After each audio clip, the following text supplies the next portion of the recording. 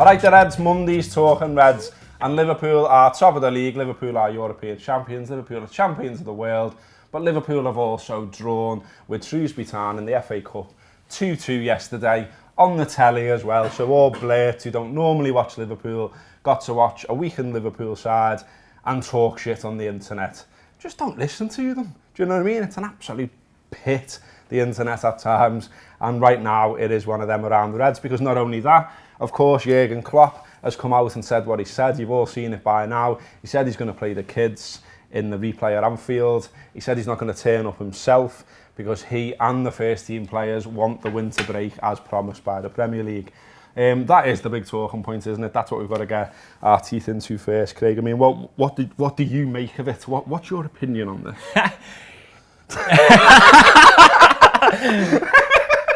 Is it on? Do you know what? Jurgen Klopp's a human, right? And is he? Yeah. No, but we think of them as footballers, and we think of them as these like footy managers, and we don't actually remember that they've got a real life in the background. And when I first saw the tweet come out about it, I was like, for fuck's sake, because I want to win this competition. I really want to win this competition. I want to do a double, a potential treble. I want to go as far as possible. I want to get to go to Wembley. I want Liverpool to be in an FA Cup final again. So that was the first thing. That's why yesterday was such an annoyance to me at the end. Like, it was weird feeling like that after a football match, wasn't it? Like this annoying feeling that Liverpool had thrown something away.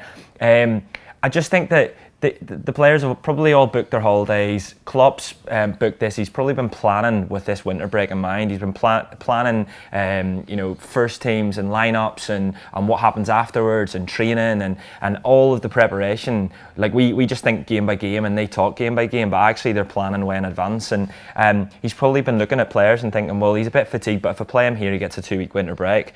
And Salah, Mane, they've played a lot of football. All of these footballers have played loads of football.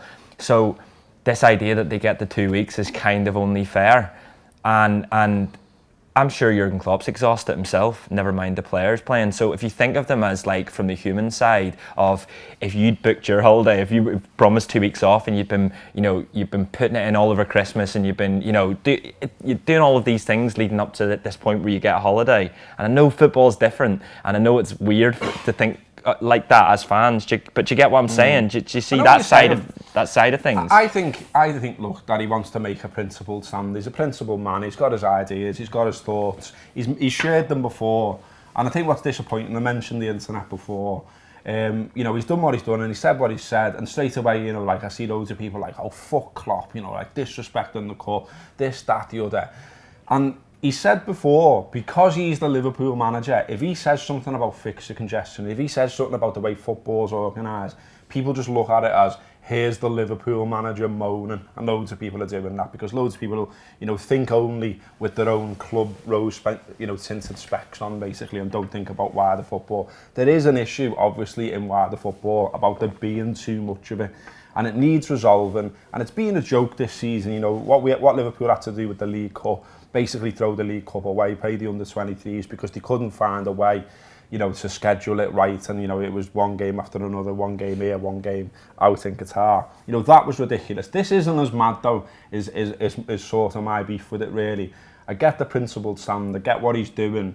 I just think he stuck his neck out and he's left himself open a bit here, because the idea that he can't turn up for a football match doesn't really sit well with me, I've got to be honest. I get the idea that he plays a weekend side because he wants to give players a winter break, like you've just said. But for me, he could have just done what he's been doing, basically. Played a team similar to yesterday, or played an even younger side than yesterday, and it would have just been fine. We've got to play the game one way or the other. He's now going to play the game, he's saying what he's saying, but having Critchley in charge at Anfield, you saw it straight away. People are saying, well, okay, why should we play top whack for this game then? Yeah. And it just created a load of problems already, because people are saying, oh, it should only be a £5 in. Well, Shrewsbury have got to agree to the ticket prices, and they're seeing this as an opportunity to improve their training ground. They're seeing this as an opportunity to sort out drainage problems and things like that. That's the reality of being a League One club. They've hit the jackpot as far as they're concerned, getting a draw against the Premier League club and taking them back to their place. So what Klopp's done, I get why he's doing it, I'm just not sure it was not the time was now, basically. You've seen Hasenhüttl, you've seen Bruce, say, it's a pain in the arse this, I wanted the winter break, and now we've got replays. Klopp maybe could have spoke to them, they could have done something together, I don't know. And don't get me wrong, they've obviously thought this out. You could see, you had the Liverpool's press man basically stood in the background while Klopp was saying what he was saying, and he wasn't surprised. You could see on his face, he knew it was coming. He's obviously discussed it with the owners, it was saying in the James Pearce piece today as well. So okay, they're taking the principled stand, and maybe, just maybe, suits in a room, do something different with football next time. But I just think, I'm just not sure we need it right now, is my point really. As you say, a lot of us want to win it. We want to see as many trophies as possible on an open top bus in the summer on the Strand.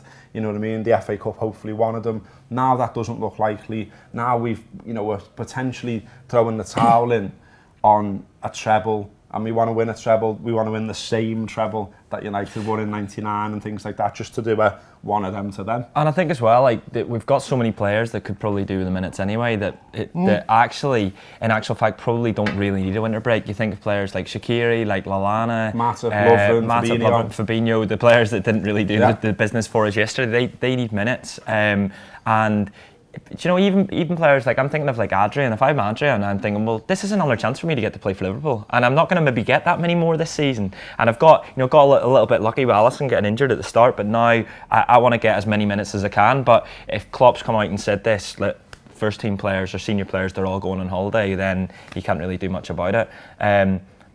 On the flip side, it's a really good chance for the kids to get another go. I'm trying to be a bit positive about it, because I want to go through. I want to go through. Yeah, two of the best games this season for me, to be honest with you. I'm not even fucking sugarcoating it. They were great. Arsenal in the League Cup, the last minute equaliser, and then we win on pens, fucking brilliant. And obviously Everton in the FA Cup, Curtis Jones's goal, absolutely brilliant. I think if it's exclusively an under 23 side though, it's a big ask. Yeah, definitely. It's basically the Villa. It'll be closer to the Villa team than the Everton team, really, and that's the thing for me. That makes it a really difficult task. And I saw a couple of people saying, "Oh, well, it's Shrewsbury. Surely they should still get them a game. Surely you should be expecting to go through." And well, they're a team, though. Yeah, they're a team, but also check a trade trophy earlier in the season. Yeah, it's difficult to say. Check a trade. But earlier in the season, the young lads played against, I think it was Oldham and Accrington, and I think they got beat twice and drew once, and it was because they're playing against men. And we saw how they did against Villa. Big sneeze in the background there, not letting you get away with that.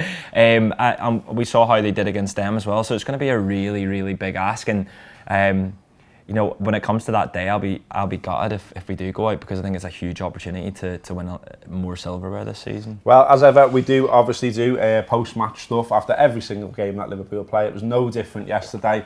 A bit of a different lineup on the post-match pint, because I've been on my deathbed for a few days. James Sutton stepped in, did a great job. Here's a clip from the post-match pint. Talking about the lineup, actually, it was exactly the lineup that I thought we'd go with. Yeah. Pretty much player for player, and actually I was really excited to see a lot of those players play together again. Yeah. I mean, like you say, against Everton, we weren't fantastic. We didn't create, but there were moments of absolute brilliance. And we're all excited to see Curtis Jones back on the ball again. I think Harvey Elliott again. Another one that, for me, when I see his name on the team sheet, I'm excited. But he was actually quite non-existent. He didn't look as command. The last time you kind of saw Harvey Elliott and went, "Fucking hell, that lad's a future captain of Liverpool." In the way that he commands players around him, and the way, just the presence that he is on the pitch. And tonight you kind of were like, "Oh yeah, there's Harvey Elliott again," in a way that he didn't feel like a persona or a presence. He didn't feel commanding, and he didn't look confident. And maybe that's because of the way the match eventually goes. But it was kind of nothing much there of him. Yeah. I think every time the camera hits his face, he cut a frustrated figure. Is that what they say? He looked quite isolated. Yeah, he did look isolated. It's sometimes harder to play wide than people appreciate, I think, because the ball doesn't get to you often enough when you're in wide positions. It's why people like Steven Gerrard, when they were younger in midfielders, don't want to play wide, because you don't often get the ball often enough. He wants to be tucked in. I think he's the number 10 more than a wide player. I thought Curtis Jones, he scores a good goal. He wasn't the same Curtis Jones we've seen recently. Nobody was themselves. Curadella was good. Yeah, sorry to interrupt you. I know that you forget that he's a youth player because he looks older than me. Some of his passing's fantastic. First half. His first half was very good. His second half was okay, but he plays well. I think they obviously start off first half with him and Fabinho, is it a 4-2-3-1? Or they're a double number 6, sort of. You spotted that, Amelia, earlier. I know. Go on. I was slow to it, but then we noticed that Chirivella was pushing on quite a lot. And 4-3-3, no? Yeah. That's really tickled you, hasn't it? She fucking did. Straight away, I said it, didn't I? You did. And I went, yeah, whatever. So there you go, that is the post-match pint, one of the most watched shows on our video package. If you want to have a little go of it, download the app, you get free tokens, you can have a go for nothing, you can watch some of the premium content, you can decide if it's for you or if it's not. And you can subscribe and pay money, or you can watch the free stuff. That's the way it works. Now listen, before we do a bit more hot footy chat, I want to tell you about a link up that the Reds, not the Reds, us, the Anfield app, we're Reds though, a link up that we've got with Luke 1977. If you don't know who they are, they make clobber, they make good clobber. I'm genuinely into Luke clobber. I'm made up that we've got this partnership. This is Luke, this fella's Luke. They do loads of stuff, tracky tops, hoodies, polos, t-shirts, you know, the full it really. Check them out at luke1977.com. We've negotiated with the Luke team a discount for Anfield wrappers basically. So if you're watching the free stuff, which you obviously are right now, then you can get 15% off the gear, which is a hefty, nice discount. And if you subscribe to the Anfield app, you can get 20% off. So in the description of this very show that you are watching, there'll be a code there, there'll be a link there. Get on that, have a go on the website, use the code, and you get some money off. Everyone's a winner. There's no losers in this. And if you're an Anfield app subscriber and you're watching, you're thinking, how do I get that extra 5%? Go over to the subscribers group on Facebook. If you haven't joined that already, it's Tour Player Subscribers. You have to answer a few questions to get in. You should know the answers to them if you subscribe. It will let you in. I'll do a post in there that'll explain how you get the 20% off. But yeah, check out the gear, have a go, use the discount. You benefit, we benefit. Up the fucking Reds. Back to this Shrewsbury results and the game itself. There were some interesting comments from Adrian, and you sort of touched on it there in the first bit, in that, you can sort of look at it and maybe be a bit blasé about it, because, Liverpool are so good this season that it's easy to say, well, everything's in the pot of winning the Premier League. We've waited so long to do this. We're going to finally do it. We don't want anything to get in the way of it. I get that argument, don't get me wrong. We want to defend the European Cup as well. We've got an opportunity to do that, etc, etc, etc. But, you mentioned it before, I'm greedy. I want to win the lot. I want to see all the trophies we can possibly win on an open-top bus with millions of people all around the city just going, get in. And Adrian, I thought, was interesting. I mean, not only did he put in a brilliant performance yesterday, he's such a great fella as well, isn't he? I absolutely love him. I don't know what it is about him, just the way he carries himself or whatever. Just think he's fucking great. Wish he'd been at the club for years, I really do. But he talked about the game, and it was good. He was really honest. Talked about how disappointed they were, obviously, which you'd expect them to say. But he says it's true in football that you can never relax. He said, I think we relaxed a little bit after our second goal. And after that, they pushed even harder. They had desire. They tried to score a goal. We conceded the first goal, and then obviously the second one got us a bit down. We didn't perform tonight as good as we are. I sort of like that. I like that honesty, because I think, you can try and dress it up. And Liverpool fans, we support our club, and often we do that. We're all guilty of it. I know I am at times. I look back and think, yeah, but what about X or Y? I put in the little post that I put on Facebook, I thought, you know what, let's not do that. And let's put at the very top, Shrewsbury deserved that. They did. They're a League One side, the 16th in League One. I think there's sort of 60 odd places between the two sides, and they deserved that yesterday. I think they made 5 big chances to Liverpool's 3. Okay, Liverpool have more of the ball and things like that, which you would expect, but I thought they got the game plan spot on. They couldn't, maybe should have scored more. And okay, we can point at individual errors from Lovren, from Matip, from the Lucci for putting the tackle in, even though that's actually outside the box quite clearly. But I think at the very least they deserved that, didn't they? Yeah, they definitely did. They had far too many chances in my eyes, really. I think that was the most disappointing thing, especially when you've got a centre-back pairing of Lovren and Matip. And Larouci makes a challenge, but look, he's a young player and he's going to learn from this. And that's the whole reason why he plays in this game, is for those experiences and to learn from things like this. And it's just about how he bounces back from that now. I think the disappointing thing for me really was there was just a lack of leadership throughout the team, I thought. Where you're looking to players like Lovren, like Matip, like Fabinho, like even you know, Origi. Origi was really, really disappointing. It feels as if like he'll play at the level of the game. Do you know what I mean? So if he's playing Shrewsbury, he's below their level. He's playing Barcelona, he's at their level. Yeah. It's the enigma of Divock Origi, really, isn't it? I just thought throughout there was no. I think second half it sort of passed their midfield by. There was no one getting it by the scruff of the neck. There wasn't enough talking around the pitch. It just felt as if there just wasn't maybe, you know, some of our louder players, even a Lallana. You look at the way Lallana sort of carried himself. Well, Keita, but the way Lallana carried himself, the way that Lallana carried himself in the Everton game, and the way he was talking, you could see him constantly. He was just he was the one that was sort of he had the game by the scruff of the neck. He was the one that was orchestrating, and there just wasn't any of that, and that was disappointing, really. And you know, Klopp even says it in his post-match, and fair play to him. He said they weren't good enough, and Shrewsbury deserved it, and he was happy for them. And you know, there's even the debates around, like, I know we're talking about too many games and so on. There's the debates around whether there should be replays. Well, you see the Shrewsbury fans at the end and see what it means to them. You see what it means to the players, the manager.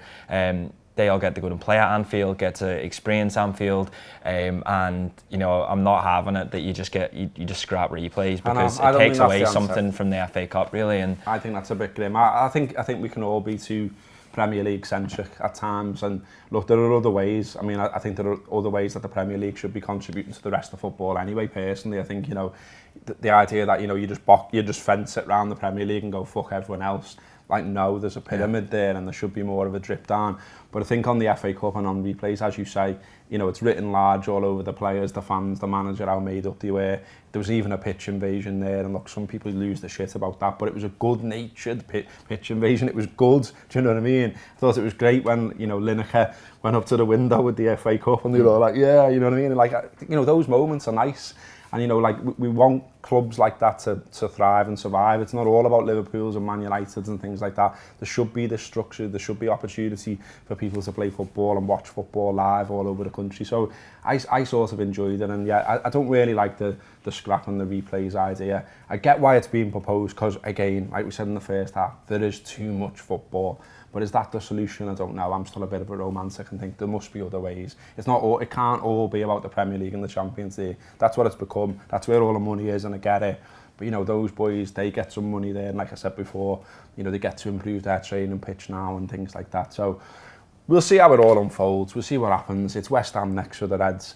We should be looking ahead to that as well this week, of course. All the usual stuff, a preview show, which we're recording later, looking into that game, coverage around the actual game itself. They haven't been in great form. You would think Liverpool can go there and get a victory. But that said, there's maybe little signs here and there that, you know, Liverpool's form isn't quite what it should be. Maybe there is some tiredness. Maybe this is why Klopp is losing his shit over a replay.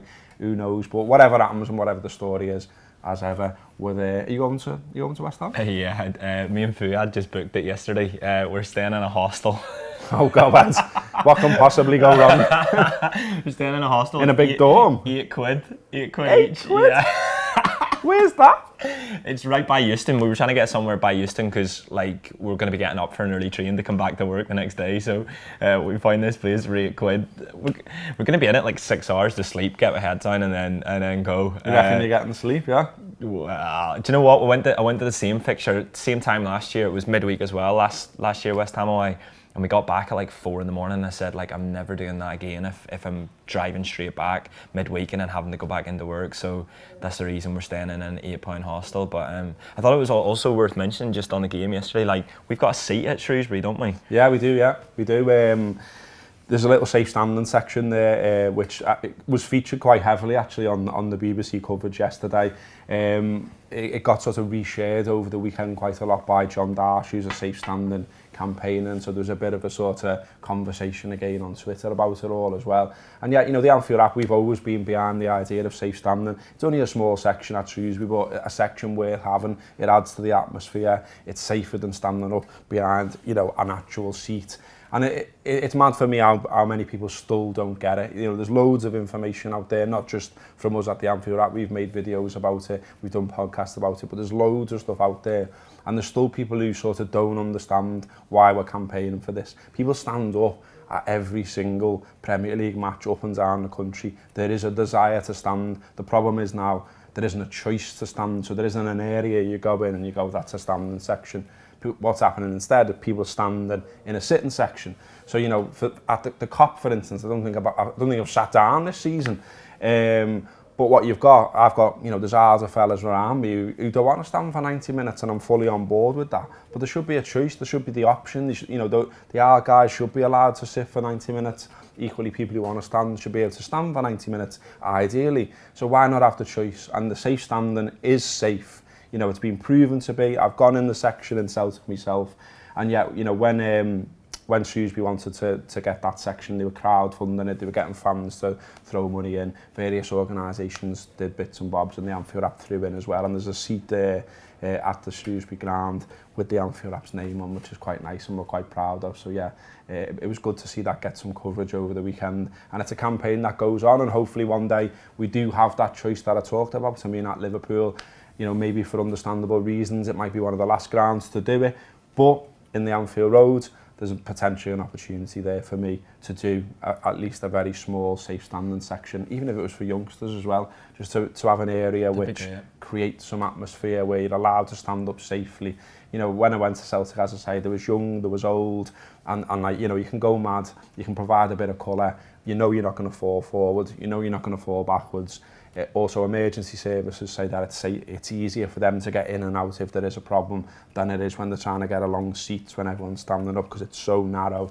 You've got really steep stands at some grounds as well where people are standing, and how people haven't been more seriously injured than they have been, I don't know. I mean, it's almost become like a bit of a medal from some grounds, hasn't it? Like, oh, look at me shins. I was just about to say, I've done, over the past few weeks, we've done Spurs away and we've done at Wolves away, and Spurs, like, technically it's not safe standing because it's ready for it. The seat comes down, but it's ready for it because you're in the away end, you stand anyway, so the seat's just in as if it would be, and you've got the barrier and everything in front. And I came out of that unscathed. Liverpool score, you get the fall, you get the celebration, but you know, at Wolves, they score the second one and you're in the row in front. My legs are an advert for this sort of thing because they're just bruised afterwards, and that's the sort of least serious injury you could get from it. So I just thought it was worth mentioning because it's quite a nice thing. Absolutely. We saw the picture with the Anfield wrap on it at Shrewsbury. Absolutely. Okay, well, that has been Talking Reds. Loads more from us this week. Talking Reds every weekday as usual.